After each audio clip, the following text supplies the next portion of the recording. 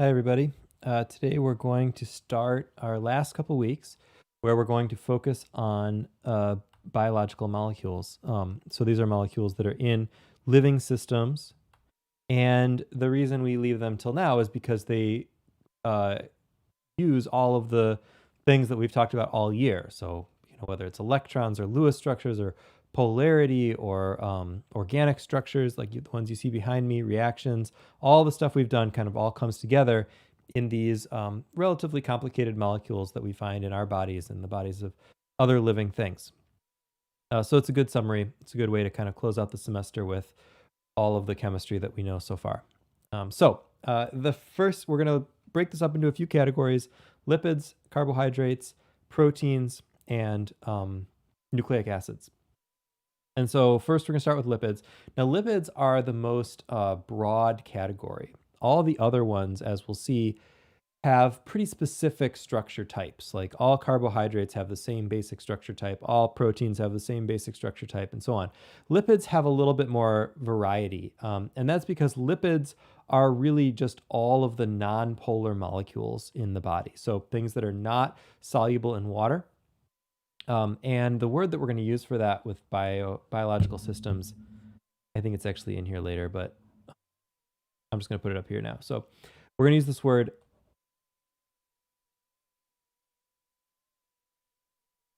hydrophobic. When we talk about biological materials, we often, instead of saying polar and nonpolar, we often say hydrophobic and hydrophilic. Hydro meaning water, and then phobic meaning like a phobia, like afraid of, or that you don't like it. So molecules that are non-polar, that don't mix well with water, that don't have hydrogen bonding capabilities or not as much, are often known as hydrophobic in these contexts. And that's what lipids are. So even though the lipid structures are going to be very different throughout, they're all going to have hydrophobic components. So they're things that are generally not soluble in water, or less soluble in water at least. All right, so let's take a look at first a couple here. So we've got molecules like this are the first class that we're going to look at, and these are called fatty acids. Now, fatty acids, as you can identify by this really long carbon-hydrogen based structure. So this is a hydrocarbon, just like in the last chapter. You've got your carbons at the intersections and then the hydrogens coming off. We're going to use line structures because these things are so big. And so you got this long set of carbons, generally 11 to 19 carbons. And then at the end, there's a carboxylic acid. So if you remember back to the functional groups from last time, this is an example of a carboxylic acid functional group, and that's where that fatty acid name comes from. So this is a molecule that if we look at it, if we just look at this side, we can say, well, maybe that is soluble in water because it's got OH, which we know can interact with water through hydrogen bonding. The reason that that doesn't apply here is just that the carbon part is so much bigger. So what this type of molecule actually is it's kind of both polar and nonpolar. It has a polar head and a nonpolar tail, or a hydrophilic head and a hydrophobic tail, and that allows it to do some special things. So if you imagine this bottom part now where it's getting deprotonated, it ionizes, the hydrogen's gone now. Now there's a negative charge on the head, so that is extremely polar now. That's an ion. Definitely can interact with water now. And so we can imagine that water molecules would want to be around this area and not so much around here. And so that actually happens in these acids, or in these fatty acids, where the nonpolar tail goes away from water and the polar head goes toward the water. We're going to see how that leads to some really important behavior in cells and things like that in a little bit. All right, so just for some practice here, there's some questions about writing the formulas and all of that, so you can give that a try. And the other terms that we want to know with respect to fatty acids are cis and trans, unsaturated fatty acids. So unsaturated means, we talked about that in the last chapter, right? Unsaturated means fewer hydrogens. So this palmitic acid, the molecule we saw earlier, is a saturated fatty acid, whereas this one, palmitoleic acid, is an unsaturated fatty acid. And you can see why that double bond leads to a unit of unsaturation. So if that's like, let's see, 1, 2, 3, 4, 5, 6, 7 carbons in, 1, 2, 3, 4, 5, 6, 7. If we just look at these couple carbons, we know there are hydrogens here, right? Because of the line structure, the way that's drawn. So 2 hydrogens on each carbon there, 7 and 8. And on the unsaturated, there's only 1 carbon. So this molecule is going to have 2 fewer hydrogens than this one, and that makes it unsaturated. The other thing that happens with, so unsaturated fats are naturally occurring, saturated fats are naturally occurring. But you can also have a double bond that doesn't turn the corner like this and keeps going straight, like right here. And that's known as a trans double bond. We didn't talk about this when we talked about alkene functionality, but if we draw a line parallel to that double bond, you can see that here the 2 chains are on opposite sides, or the 2 hydrogens are on opposite sides of the double bond. And double bonds don't rotate. They can't rotate the way that single bonds can. So that geometry is fixed in place, and that's known as trans. Whereas over here, if we do that same thing and draw that parallel line, you can see the hydrogens, or the big chains, are on the same side of the line. And that's what we call cis. So cis for same, trans for opposite. And so that's on the same side versus the opposite side. And that's going to change how these things behave. It used to be a major problem that there were these trans fats in our foods, because it turns out that those are really bad for you. But they've since pretty much been banned, and they don't show up too much anymore. You can find traces of them here and there, but they're not commonly added to food anymore. All right, so there's some interesting questions here that you can go through about how the saturated or unsaturated nature of these structures affects their structure and things like melting point. And you'll see that generally unsaturated fats have different melting points from saturated fats. I'm going to leave that to you to kind of figure out why as you work through this.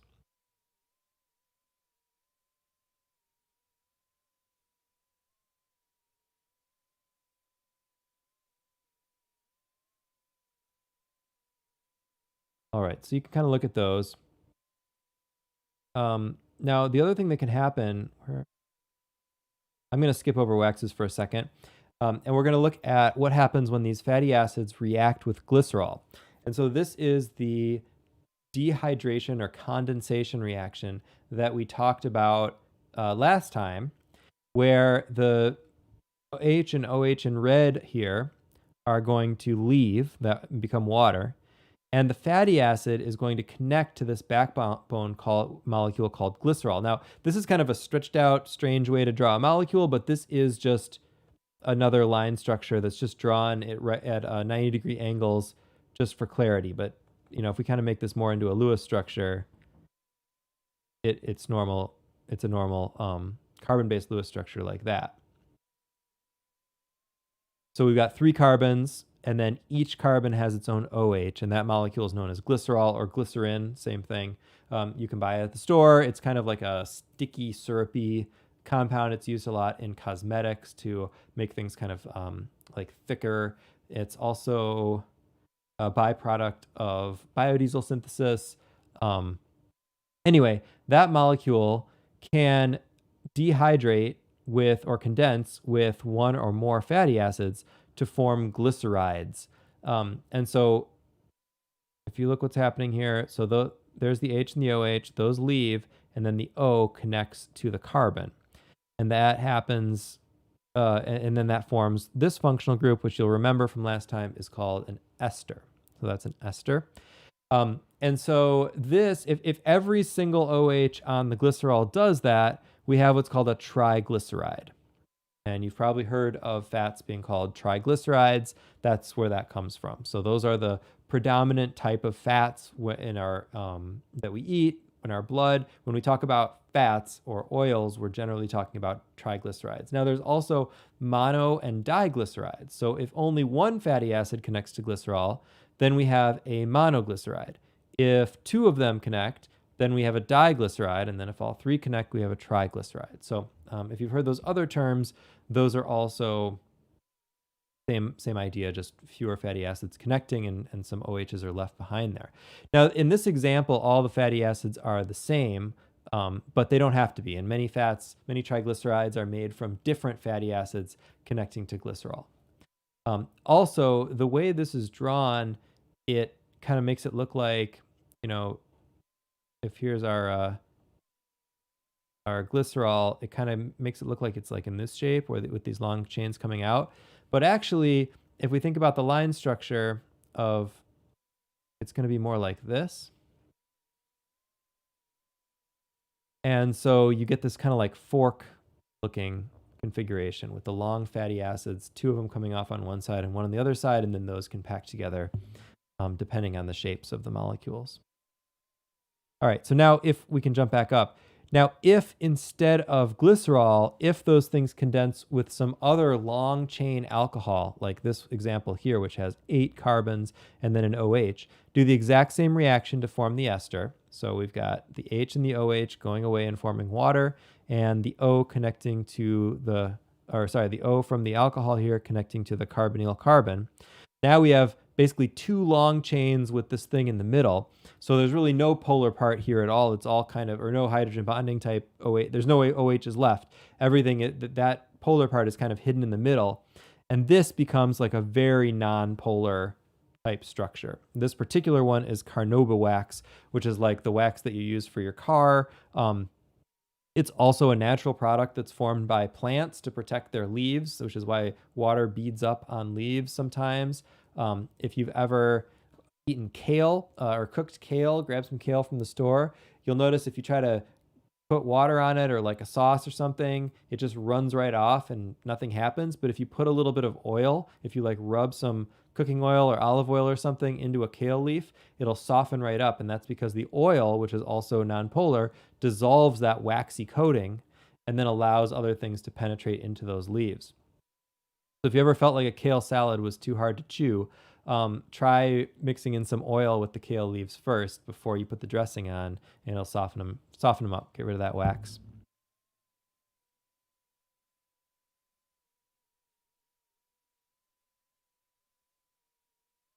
All right. So this is less true now than it was maybe when this thing was first prepared. But one thing that you'll see sometimes on food labels is partially hydrogenated oil. So what happens is you take a unsaturated fat like this and you add some hydrogen to it chemically to make a less saturated or less unsaturated fat. So you can actually totally hydrogenate it and make a saturated fat, or you can partially hydrogenate it and make an unsaturated fat. But the problem with this process is there's no real way to control that without also getting this trans fat. So these fats that have the same shape as a saturated fat, but with that double bond, and those are really bad for you. So, excuse me, if you see that ingredient, there's a little bit of trans fat in there, but that has mostly been removed from our foods by now. It does increase shelf life, which is one reason why they use it. And for a while in the 1980s and 90s, saturated fat was seen as like a really bad thing that you shouldn't eat. So by putting trans fats in foods, they could essentially make them saturated fats, but they could still say on the label that they had no saturated fats because trans fats technically are not saturated fats. So none of that really applies anymore. Every once in a while, you'll see some of that stuff in foods, especially like vending machine stuff that needs to really stay fresh for a long time in a package. But it's less common than it used to be. It used to be, like all McDonald's fries were fried in this kind of stuff, and it was really everywhere. So it's good that we've gotten rid of that. All right, so I talked a little bit about how the polar and non-polar parts of the fatty acids become really important when we get into cells. And that's because cell membranes are lipids, and they're called phospholipids or glycerophospholipids. And so you can see the structure here and go back and compare it to some of the ones we've seen before. It's basically a diglyceride, so 2 fatty acids connected to glycerol. And then instead of a third fatty acid, over on this last part here, we have a a phosphonate ester. So phosphorus with oxygen that's then connected to the glycerol, and then also has this other part here. And so this this phosphate ester is extremely polar, so can interact with water very well. And the other parts here, the fatty acid parts, are very nonpolar, so they don't react with water well. And we'll come back to these in a second, but I want to show you what that looks like then. So you have in a cell membrane now, you see all these little blue things with their tails. Those are our phospholipids. So this is a cell membrane. And so in each case, you have the head of the phospholipid pointing out. So it's a bilayer, 2 layers. You've got the head pointing out, both into the cell, this is the inside of the cell down here, and outside of the cell, which is out here. So those are the phospholipids. And then inside the membrane are those nonpolar fatty acid tails. So those are those tails here. And what that does is it protects the cell, because things that are most things that are in the blood are polar, so they can dissolve in water. And they can't get into the cell unless they can get past this nonpolar part also. So it's a way of regulating how things get in and out of the cell, which there are proteins and things that help to do that. But it just means that not everything can just immediately come in and out.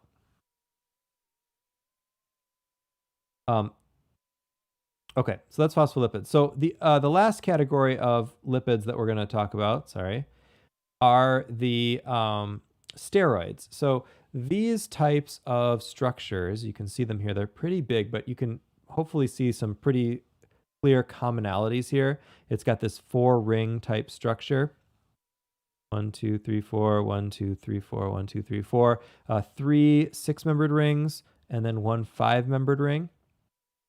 And in all cases, they have that structure.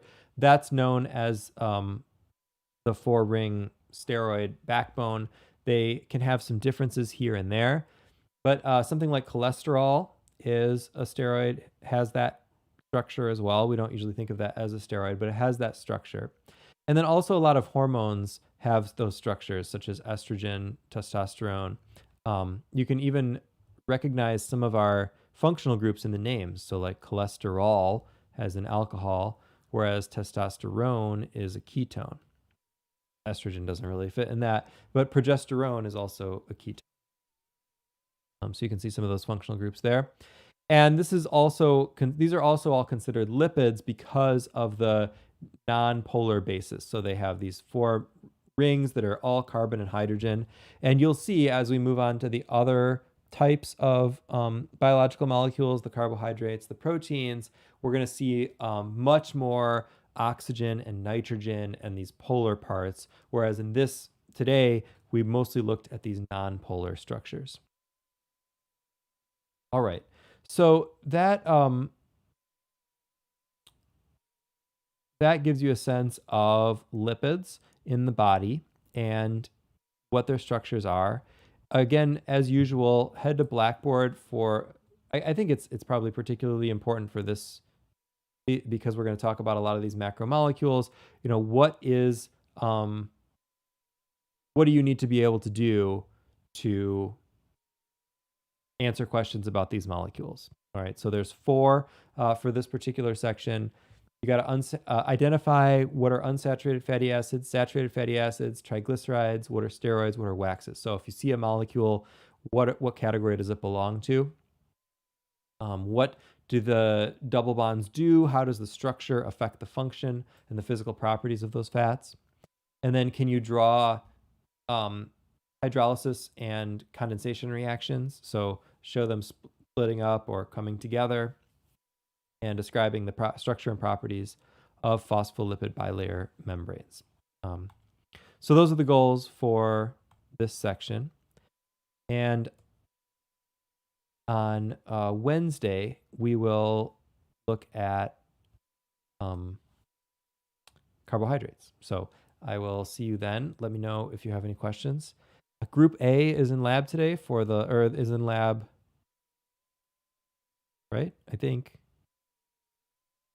I got to go back to the thing. Who's got lab this week? I can't remember if it's Group A or Group B.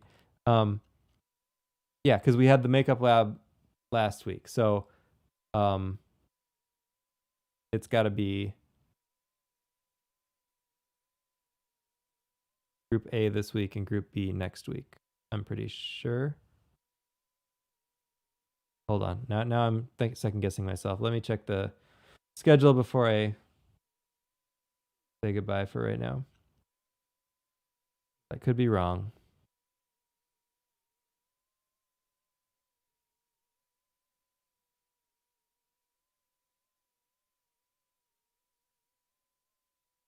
Okay, no, I was wrong. So group B is coming next week. Group A is done. Right. Got mixed up with the other class. Group A did all the labs. You did your acids and base lab before, like the week before Thanksgiving. Nobody came last week, which was Thanksgiving, and so Group B is coming this week, and then the last week next week there is nothing scheduled. Okay. Sorry about that. So Group B is coming this week. All right. I'll see you Wednesday morning. Bye, everybody.